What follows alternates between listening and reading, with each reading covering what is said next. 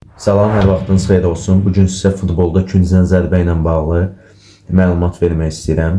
İlk öncə onu deyək ki, futbolda hər komandanın sahəsində 2 dənə künc görürsüz qövsü olur. Bu qövsün radiusu 0,25 metrdir və 2 dənə hər tərəfdə təbii ki 1 olmaqla hər komanda sahəsində 2 bayraq olur ki, bayrağın da hündürlüyü 1 metr yarımdır. Küncdən zərbə nə zaman təyin olunur?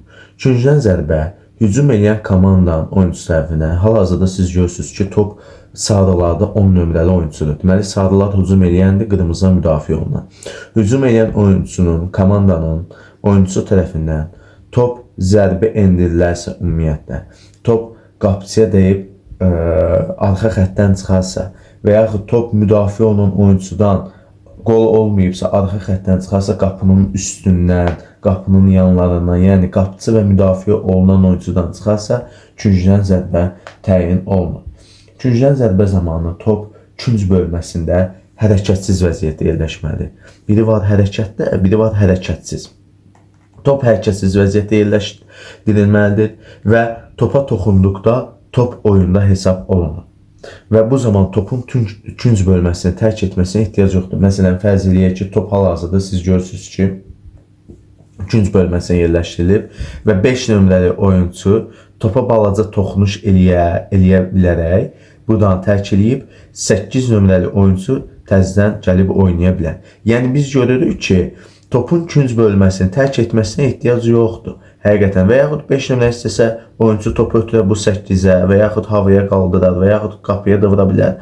Bəli, bu zaman top künc bölməsini tərk eləyir. Amma istəsə belə cüzi toxunuş eləyər, top künc bölməsini tərk eləməz, komanda yoldaşı gəlib topa oynaya bilər. Və küncdən zərbə zamanı rəqib komanda topdan ən azı 9 metr 15 sm məsafədə durmalıdır. 9-15. Yəni söhbət rəqib oyunculardan, yəni qırmızılardan gedir ki, 9-15 metr məsafədə durmalıdır. Öz komanda yoldaşı burada da deyana bilər. Bu 9-15 yalnız rəqib komandaya aid edilir. Və önəmli məlumatlardan biri, küncdən zərbədə rəqib qapısına 5 nömrə oyuncu tutaq ki, birbaşa vurulan qol qeydə alınır. Biz bunu görmüşük. Hətta Azərbaycanda Vaqif Cavadov Almaniya millisinə küncdən zərbədən qol vurmuşdu. Yəqin yadınızdadır. Yenə deyim, küncdən zərbədən rəqib qapısına birbaşa vurulan qol qeydə alınır. Birbaşa nə deməkdir? Yəni top heç kimə dəymədən birbaşa qapıya gedərsə bu qoldur. Əgər küncdən zərbədən komanda tutaq ki, oyuncu fərz eləyək, qaydalar çəvinə gedir, öz qapısına qol vurarsa birbaşa, bu zaman qol deyil, rəqib komanda küncdən zərbə ilə topu oyuna daxil edəcək. Və digər bir məsələ isə, digər bir məsələ də bundan ibarətdir ki, əgər küncdən zərbə zamanı oyuncu topu oynadıqdan sonra, yəni 5 nömrəli oyuncu topu oynadı, heç kim toxunmadan topa ikinci və toxunarsa ayaqla, bu sərbəst zərbədir. Yox, əgər topa ikinci və məsələn ayaqla oynadı, topa ikinci və əllə toxunarsa, bu isə cərmə zərbəsi deməkdir və cərmə zərbəsi təyin olunur.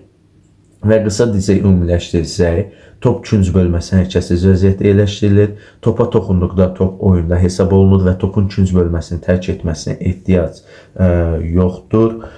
Rəqib komanda topdan ən azı dedik ki, bir daha təşkil edək 9 metr 15 sm məsafədə durmalıdır.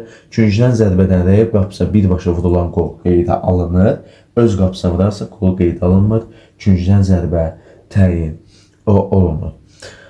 Diqqətiniz üçün çox sağ olun, təşəkkür edirəm. Ümid edirəm ki, bu məlumat sizin üçün faydalı oldu. Sağ olun, hələlik.